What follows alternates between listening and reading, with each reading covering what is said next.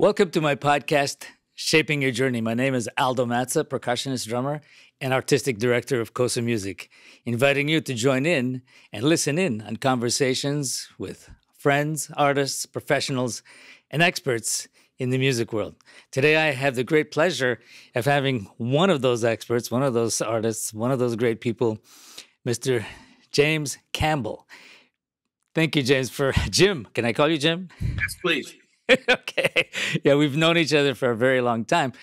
And I really appreciate you taking the time to join us to talk about, shaping your journey, because each one of us always has our own story. But before we start on specifics, well, before we start on that journey, let's say, tell us a little bit about your very beginning. Like, what was that spark? Where did it start before the journey?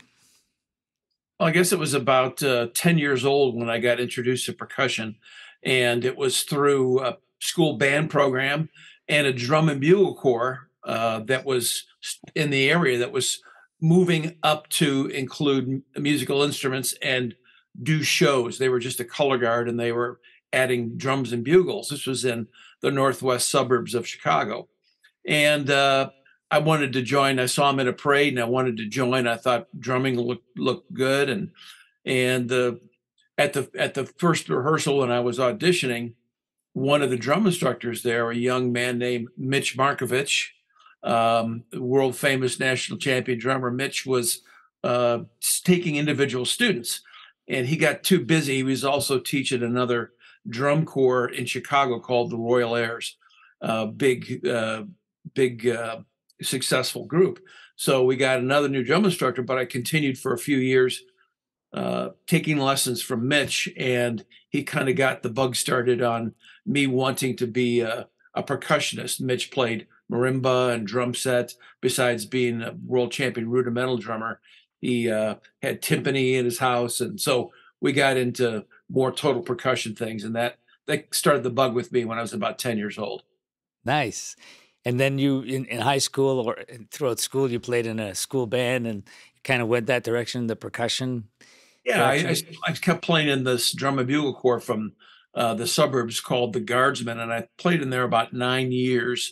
And when I got to college age, and also high school band, I got to college age, I thought, I need to really concentrate more on tuned percussion and other things. So I need to have some time to stop doing my drum corps and start doing other things. So I started at Northern Illinois University in 1971 with Al O'Connor, who was percussion teacher there.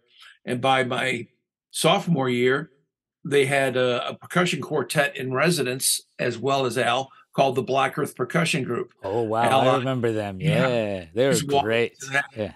Al Oddie, Gary Kvistad, Rick Kvistad, and Michael Udow were the first group there. So, legends today that I got to study with.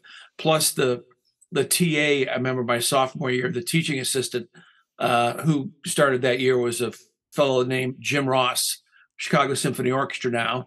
I think recently retired, but I just was surrounded by 6 or 7 beautiful percussion teachers, and that just got me into supercharged me and got me into a great start. So I was really blessed to be in the right place at the right time.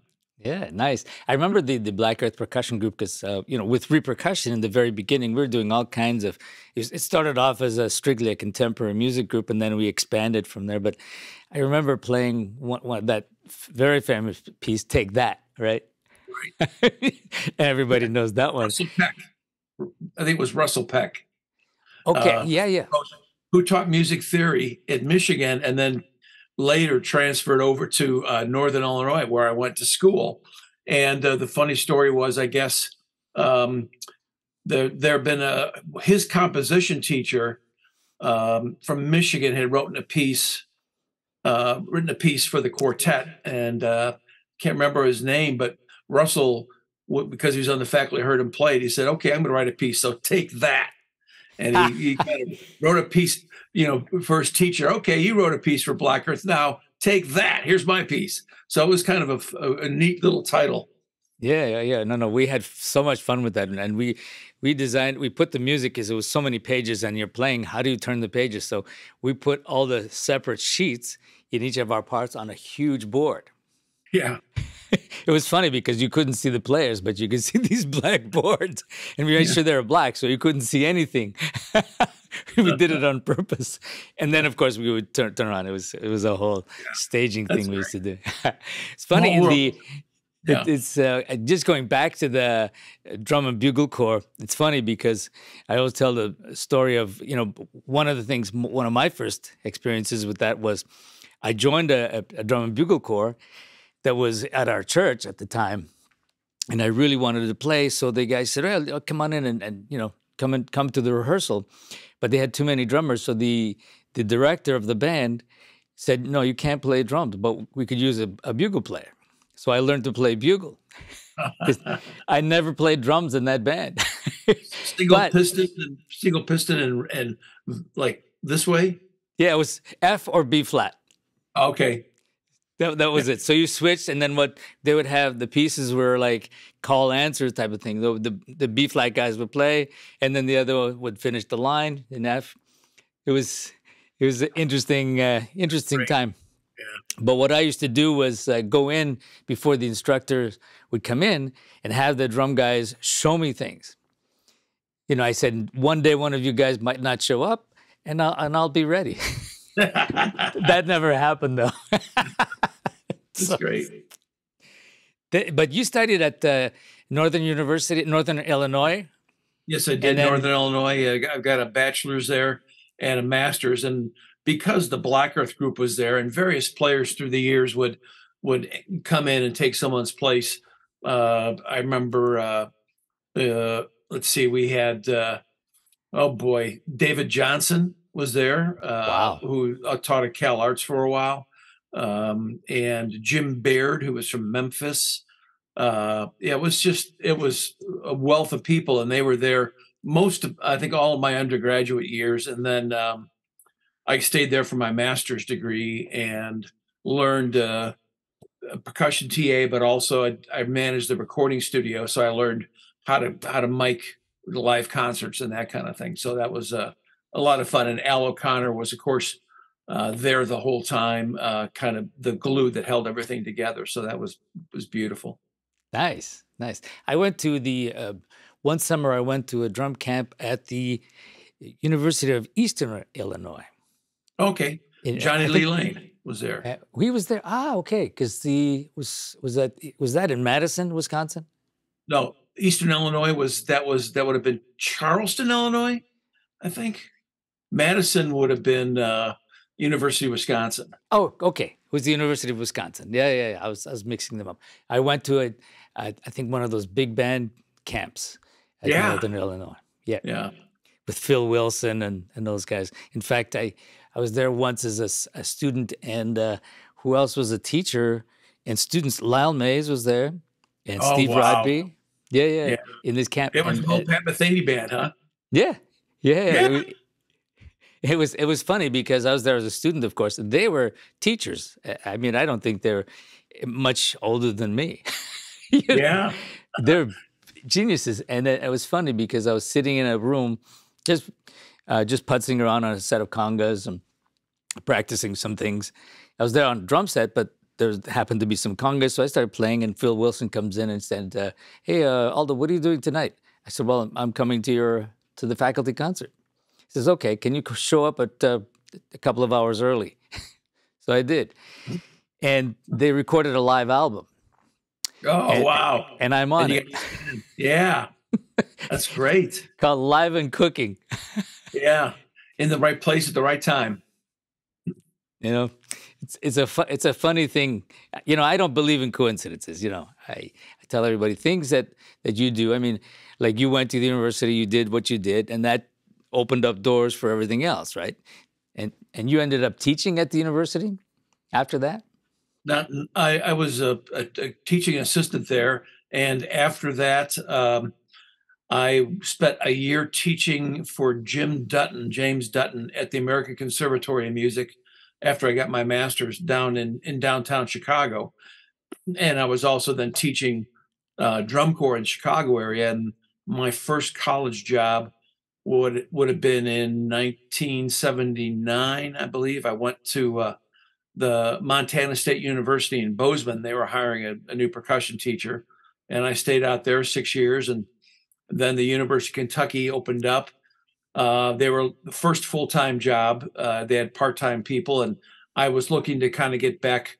Growing up in Chicago, my wife growing up in Philadelphia, we were kind of looking to get back a little closer to family. So I started at the University of Kentucky in 1985, and so it's what, 37 years, Wow. 38 years. Yeah. It's amazing. It's amazing. And it's a funny thing because I've always known you as the general concert percussionist, but also serious in the marching world. I mean, the Cavaliers was one of your big projects that you worked with, right?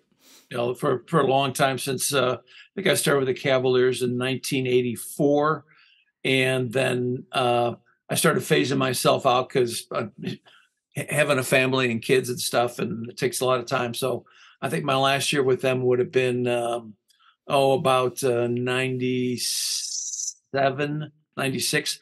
I was part-time, and we had a large staff that you go out on the road for 2 weeks with them, and then he'll take over for 2 weeks. And so we were just trying to, they didn't have the budget to pay full-time instructors. So we all just kind of tag teamed, and I just was moving on to other things. Nice. Yeah. And like I always knew you as that player, a multiple percussion concert classical player. But then I read somewhere you're a jazz drummer. So that's Yeah. interesting. It was funny when I was a senior in high school, the Northern Illinois Jazz Band, which was pretty famous nationally, they came through and played a concert at our high school. And there's a song with a big drum solo tune, and said they're going to feature our drummer. And if there's any drummers in the audience, let me tell you that he's leaving, he's graduating, and so we got a vacancy next year for the drummer. It was and I was like, yeah, I'd like to go audition at Northern Illinois. And the drummer was Jim Ross, Chicago Symphony Orchestra. He was, Ah, and then he became my TA later on there, and we just been good friends ever since, and usually get together at PASIC or get together when I'm in Chicago. So he's been down to my school over the years a few times, and just a wonderful gentleman, and been friend for 40 years, I guess. So it's serendipity sometimes helps guide your course, and having these people I met on the way to them being hugely successful also was on my way to trying to learn stuff from them. So I just always, I was lucky enough to have great mentors and great teachers all the way through my schooling. yeah. Well, I mean, I don't know if it's called luck. I think it's, you have to show up, and the fact that one does the work and is interested, has the curiosity, because that tends to pull you, right? And Yeah. then certain people come your way, or certain events like that, like Yeah, the drum set. there was a drum set teacher. He was a faculty member at Triton College in the suburbs of Chicago. His name was Shelley Elias. And so Yes, in the summers, I'd study drum set with Shelley, and and still teach drum corps, and find other opportunities. And then, of course, when you start teaching college, you get these wonderful little gifts every 6 years or so called sabbaticals. And I spent one sabbatical studying with John Bergamo at Cal Arts, and kind of fueled my passion for frame drums, yes, and John and I were friends for a long time, and I brought him on the faculty Summer Institute at Bands of America, and we just you meet people, and that's what's great about the music business, is there's so many great people you develop. Excuse me, you develop long-lasting relationships. So it's just been a good yeah. fit. And John, I mean, I remember John very well. I mean, he was, he passed way too early. He was Yeah. brilliant and a great guy. I was after I did my bachelor's, I went on to do master studies in ethnomusicology, and Oh. And somebody said to me, "You should be studying with John Bergamo at Cal Arts." So I called him, and I was in repercussion already, and we weren't doing that much yet. We were just beginning to get on the international scene, and I thought, well, maybe I can do my master's in the meantime and figure that out. And then John was so kind, and he said, "No, absolutely, no, please come out. I'll make sure you're okay. Make sure you get all the information you need." And he was really facilitating this. I never ended up going there because I just got too busy. It just all of a sudden it got really crazy for me, and I didn't end up going there. But I stayed really good friends with John, and of course he was in that group called Repercussion Unit, Right. and we were repercussion, and I'm not sure who was created first. I mean, repercussion was born before I was. They were in 1974 at the Quebec Conservatory. Then they moved to Montreal, and I joined them in '78 because they used to be six, and then they trimmed it down to four, and the fourth position wasn't filled yet. So some of the guys came to McGill to study while they were waiting for the last guy to graduate. And that's where I met with them. And they would just hire different people for that fourth position, and until I came along. And then they said, "Well, we're going to be a quartet. Would you like to join?" And then all of a sudden, it just quickly toured the world. And then I said to John, missed it.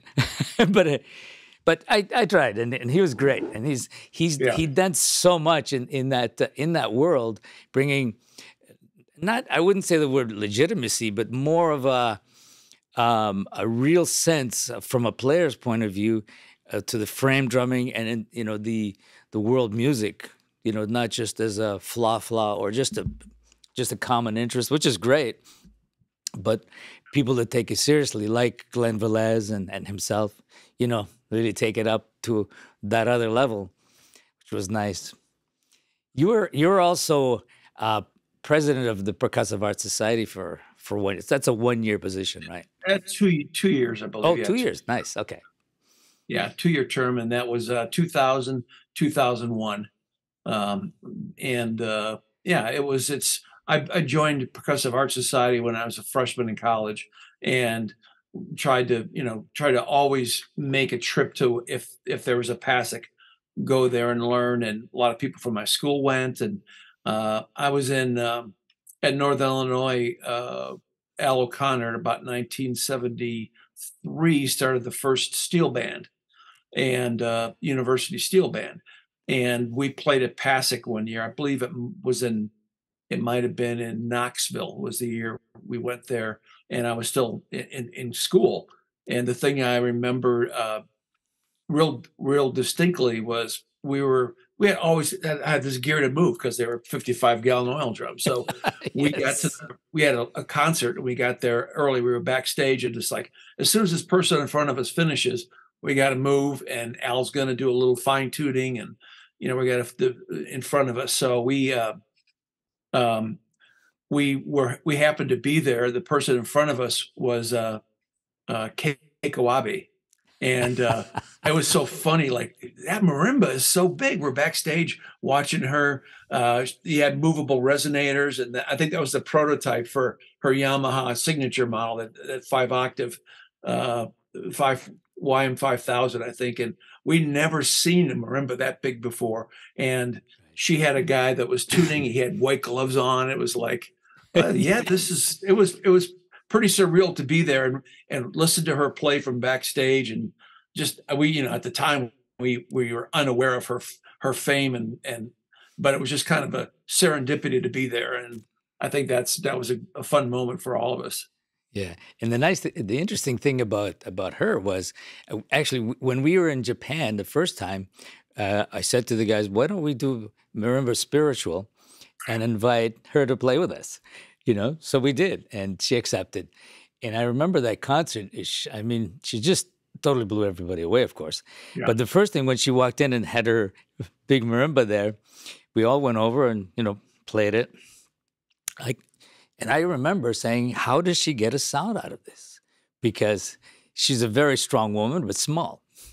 Yes. And we're going, "Wow, like, this, I'll have to see this because I'm not really getting the sound she gets out of this. So we played the concert. It was funny because when we played the concert, we had a quick rehearsal before, and she came in, and I was playing the part that starts the piece, da da da da da da da, all right. And I thought, just for the rehearsal, I'm going to take it down a little bit and see where she is. So I remember specifically that concert, and I played it at, I think it was. She just turned around to me and gave me this look, smiled and went. And I'm looking at the guys. I'm saying to myself, I hope she can make it to the end because she's not that young. But Yeah. Okay, so I'm up, and she waited. Some more. Waited. Looked at me. Some more. Ended up going like this. And I thought to myself, okay, it's only a rehearsal. The only thing we can do is break our necks and start over. But she did it. She was amazing. Amazing energy. What an amazing player. What an amazing mind. Yeah. Amazing. Original. Yeah. And one thing that she was really into, she says, after the rehearsal, she said, you don't have to play everything that's there. You guys are playing everything exactly as written, but the whole idea here is improvising. So then we said, we didn't know that. We wanted to be, strict to the script. And she said, no, take it out. And we did. We had so much fun with that. Yeah, what a legend. Oh, yeah, yeah. And now what are you doing now at the, you're teaching at the University of Kentucky, and you've been there for a long time and a lot of players. Are you still having as many students coming in as before? Is there, I know these are many questions, like the marching band is a big program. What are the big programs over there? Jazz ensemble. Miles Oslin, the director of jazz studies, is I think he just he usually plays the Midwest Convention in Chicago. He'll play Gen, which is that Jazz Educators Network. He just got back. The band played down in Florida, the big convention down there last month. So the jazz program's pretty well known. We have a drum set teacher at the University of Kentucky, Paul Dethridge, and so he specializes. He teaches about 10 students. So you can be a percussion major and then also get an extra lesson with Paul if you play drum set. So we try to foster all percussion, not just classical percussion or marching percussion. I'm currently I'm half-time. I'm on what's called phased retirement. So I wanted to take a year to finish. I currently have 5 doctoral students that should all finish up by the end of the year. And so I wanted to see them through, but not teach a full load. So we also have another percussion teacher that hired, Dr. Josh Smith, and he's going to take over next year. I think there's eight people retiring from the University of Kentucky, so they couldn't do 8 searches in 1 year. So Josh is going to stay on full time next year, and they'll probably do a search the year after that. But I'll hopefully they'll let me escape. In by July 1, June, our session in the spring is over in May. But so my plan is to be fully retired from UK at the end of spring 2023. Nice. And I'm glad to see that. And I think a lot of the universities now have opened up with not being so concentrated or so focused on one thing or another, which was, when I was at university doing my bachelor's, it was not the case. I was registered, of course, studying with Pierre Beluz, the great Pierre Beluz at McGill, and in the classical department. But he was playing in the Montreal Symphony, but he was also a great jazz player, right? And he used to play the clubs. So I used to get together with him. But I also did secretly, because there are 3 big bands in the school, but it wasn't part of a program. These are extra things. When I graduated, I had taken so many of the extra courses and extra ensembles in both anything that moved. I was there. So when I went to graduate, they looked at me and they said, "Aldo, you have." You're graduating, but you also have enough degrees, enough credits for a jazz degree here. We don't offer a jazz degree. So I was the first one at McGill to have a double major. Wow. Finally. So it's performance, classical performance, and minoring in jazz performance. And they said, we don't offer it, but I said, well, I guess you do now. Give me an asterisk by my degree. Yes, no, but they gave it to me, and it's official, so that was great. funny. But I remember going through it that you couldn't say that you're studying anything else. And I used to go to New York and study with people in New York once a month. I used to just go back and forth. Just kind of took it on myself to do that. But I'm so happy to see many universities in North America have expanded and see how important that is, not to have these barriers, these walls. It never made sense to me, and I never got it. And I was a rock drummer to start with, and for me to me, I was gaga learning all of these things all the time and seeing all these great players, and I just wanted to learn it all. And I actually signed a contract to be around another 100 years, so that I could learn more. I'm being facetious. Yeah. But the other thing that's really nice is like the what's going on in the certainly in the PASIC. And I went to the last PASIC, by the way, and I only one day. I just had one day. I went in and out, and just to see that everybody who is still standing say hello and see people in 3D. Yeah. That was nice. I do miss though the days when we were kids and growing up and university, going to the different cities and discovering the different cities, the different the contexts, and because when you said it, remember that year when we were in Lexington or Austin or Dallas, it was like a point of reference. Those were great. Nashville was really nice too. I remember that one. Yeah, the nice thing is that staying in one city lets you sign multi-year contracts. So the facilities of the convention center in Indianapolis cost the same for 10 years rather than, every year renegotiating a new price for when you go in, and it helps keep the cost down. Indianapolis has worked out pretty well for PAS because it's a central hub for travel, either by air or by bus or by car. And we've got that nice museum there now, and their office, so it's cheaper to manage when you're in the same place all the time. I do miss. I've been to so many different cities as growing up from 1971 till we made Indianapolis a home, and the travel was good, but travel was a lot cheaper back then in the 70s and the also 80s. Yes.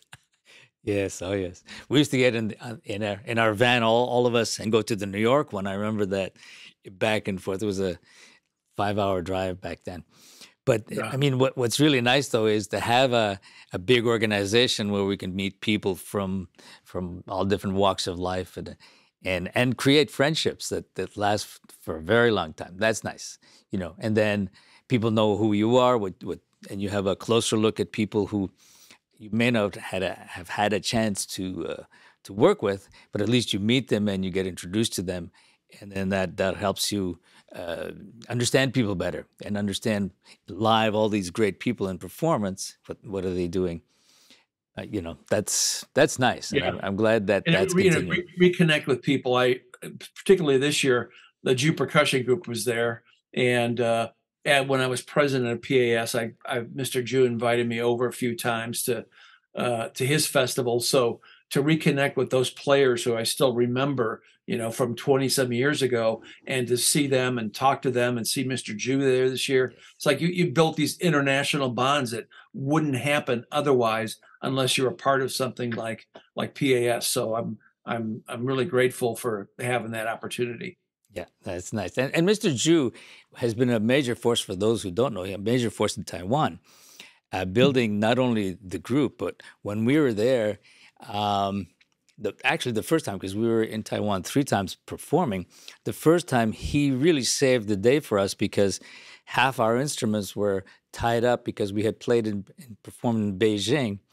And at Oh, that yeah. time, there was they had to go through this whole thing. So he arranged for our instruments to be loaned to us for the performance. Otherwise, we wouldn't have played in Taiwan, in Taipei. And so I owe a lot to him on that one. But Yeah. I got really curious because what they've done, and they have a beautiful model in that they have all of these schools, so all over the country. So the government has supported that, having these percussion schools all over the country at that time. I'm talking about the 80s, Yeah. way, way, way, way back. And then all the performers, the top students, that the top people were then given positions in teaching in those schools, running those schools. So it was a great, great system of understanding that concept and teaching throughout. Beautiful. He's done a tremendous job. Wow. I don't know where he gets his energy, but that's Yeah. fantastic that he's done it. Yeah. Limitless. Yeah. And you also wrote some books, and you published some compositions and books on percussion, right? Hmm. Yeah, I have. Boy, I think one of the ones I'm most proud of is Warner Brothers asked me to be part of a team of other music educators. It was spearheaded by Robert W. Smith, famous band composer and conductor, and he wanted to put together a new music education book, beginning band, and so we had a team from all over the country, and we got together once a month in a hotel room in Atlanta or Florida or somewhere, got together and put this book together. It was called Band Expressions. There's 2 volumes of it. And the neat thing for me was to be able to work with the way the other instrumentalists, the way they look at beginning on an instrument. That was, difficult, as you know, for percussion because there's more than one instrument. So it was kind of fun for me to synthesize how to find common things together. Like instead of saying, okay, we're going to play the snare drum now, we're going to play the mallets now, with that, redefine the percussion family as instruments that you strike, that you scrape, that you crash, and try to teach concepts of sound production rather than just instruments. And that was a lot of fun for me. And that it was a big hit when it was first published. And after a few years, Alfred Publishing bought Warner Brothers, and they dropped our book, Band Expressions. And the main thing was the cost of it, because we used real music rather than saying, okay, we're going to do Row, Row, Row Your Boat. We're going to learn that as our first song, or we're going to do Go Tell Aunt Rhody, or all these elementary school tunes kids had known that were public domain. And we used real music like a Beatles tune Oh, or wow. Okay. other pop tunes and stuff. And Warner Brothers they were paying a lot of royalties for that music to be in that book. And when Alfred bought it out, I think the cost was just too high, and so they shelved it. Although I still get royalty payments because there's school districts that use it that want to keep using it, so they have PDF copies, and they have stuff. So I still, once a year get a little check from that. But we were just a great team. That was a really nice book. I just edited a book by with Gar Whaley, Meredith Music, that's how to rehearse the concert percussion ensemble and the marching percussion ensemble. We have 10 authors that contributed chapters to that book, and it was just published out at PASIC and then out at Midwest back in December. And so that's the one that was just great to work with a team of great people with wide backgrounds. Lots of marching percussion books I have over the years, solo books. I've got snare drum solos, vibraphone solo, marimba solo, just a lot of things. I like just like to create in a lot of areas. I'm jack of all trades and a master of none, as we say sometimes.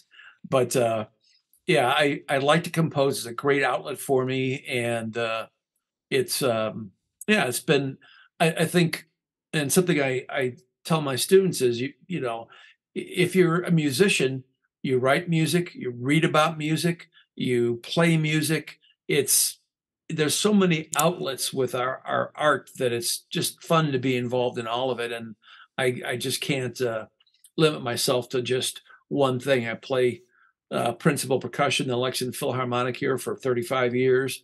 Um, I still do, work with a marching percussion group as a consultant. Um, Also doing, frame drumming stuff I've learned from John Bergamo. I like playing with singers and playing, with other solo instrumentalists on frame drum. And so I just have too many, I guess, too many interests to stop and do one thing. Sure, sure. I know exactly where you're You're coming the from. same way. You're the same way.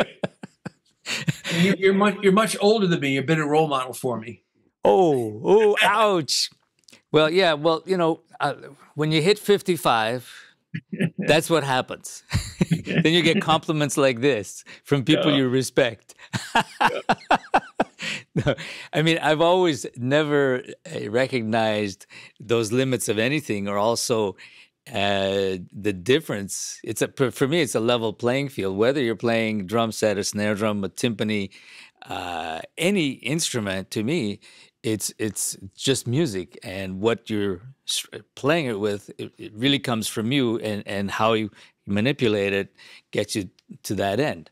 And then there's all the world music stuff. I mean, at Yeah. one point, I mean, I was studying with people like Glenn Velez. I was and playing timpani in an orchestra, then repercussion. And the great thing for me, which was repercussion, was a godsend, because there was no limit, and we would always change. The four of us were interchangeable, so we weren't experts in any one area. And every piece, we would play something different. Would be a different personality. And it got to a point, though, that we were playing 150 concerts a year, and we're learning new repertoire all the time, and with orchestras. So the pressure came on. And then I thought, oh my God, how am I going to practice everything and keep all those instruments up? It was like phenomenal. And I said, thank God I'm in this group, because every day I would be practicing everything forcibly, right? Yeah. And then at one point, what I did was I couldn't find time to practice certain things. So I'd do frame drums and then mix it with drum set. I said, well, I might as well have my feet work on something while I'm doing this. So I started maybe 27, 28 years ago, just mixing it all up and putting a mallet here. My right hand can do these, playing these changes, while my left hand is doing something else. So I invented my own hybrid back then. And probably the first reason was I just needed to be more efficient with my time. Yeah. Yeah. And then I thought, oh, this is cool.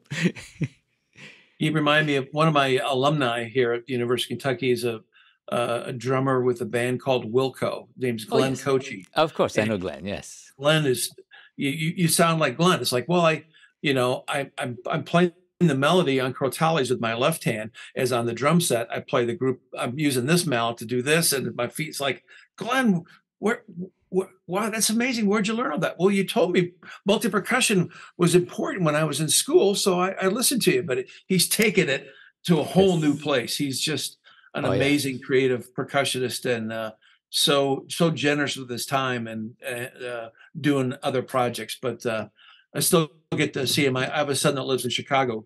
He's actually the production manager for Third Coast Percussion, does all their audio and video recording. His former percussion major here at UK, and also graduated from the University of Michigan with a percussion degree from Michael Gould.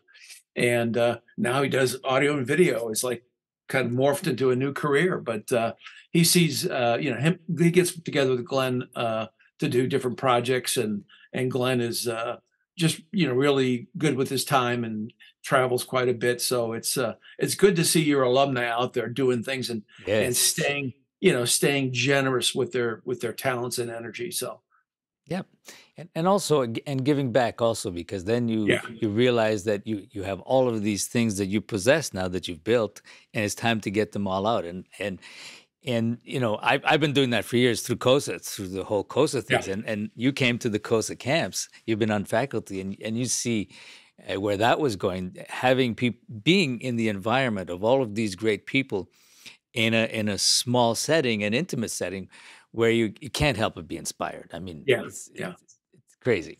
And then all the projects that happened there. I mean, we had people like Mark Juliana as a student. We had all kinds of people, and it also gave us a chance to interact between us and do things that otherwise you don't get an opportunity to do. Right? Yeah, Yeah. there's a serendipity that you can't plan for. It just turns into something new, and yeah, it's great that music is and percussion especially. I think more than a lot of other instrumental genres, we seem to share. We seem to play with each other and share a lot more than some of our other colleagues. It's there's so much to learn and so much to share that you'll never run out of stuff to do. Yeah. No, no, and you're absolutely right, and it's fantastic, and to be able to share it, and nobody really rejects that. Everybody's always open to these ideas, and during the course for years, I would have to resolve, because you always run into technical problems that you see. You say, "But this doesn't make sense." So I always created things along the way to solve what I thought were issues. And so during COVID, I started getting those things patented. I said, let's get them out of the drawer. I said, before something happens, people need to have these. And so I had like 8 different ones. So the first one is coming out this year, actually. And you'll be happy about this one. You have to see it, because we're gonna have it at the next PASIC. We're gonna do a big Oh, great! presence, a COSA presence. We're gonna have a big gathering, and actually, it's a music stand for mallets, and it just sits on the frame. It's adjustable, the whole thing. And Manhasset is producing it and Oh, distributing great! it. Yeah, a game changer. And Yeah, so, for me, it was just solving a problem, because when you have to move all your mallets and you have 5 marimba players, 5 octaves, vibes, and then everybody says, "Oops, we need to move over 1 foot." Your music is already up, your 5 yeah. pages. This way, the music follows you all the time, and it's also the space. I mean, so I was so happy when they accepted that. I said, it's done. I said, and I have the prototype. What do you think? Yes. So this year, that one is out, and then I have a bunch of others that were just personal projects, and I thought, I have to share this because people will appreciate it, and a few might call me and thank me for solving that problem that they probably would have eventually got, but it's nice to be helpful, Yeah. in some way. Anyway, I want to thank you so much, Jim, for joining us today. This was a great catch up, and I hope to catch up with you soon too, even at Yeah. the next basic or some other gathering. Maybe my retirement party. Oh, you're retiring at 50. Oh my God. Well, you've done a lot of great stuff, Jim, and all I can say is to be continued. Thank you. Great. Thank you.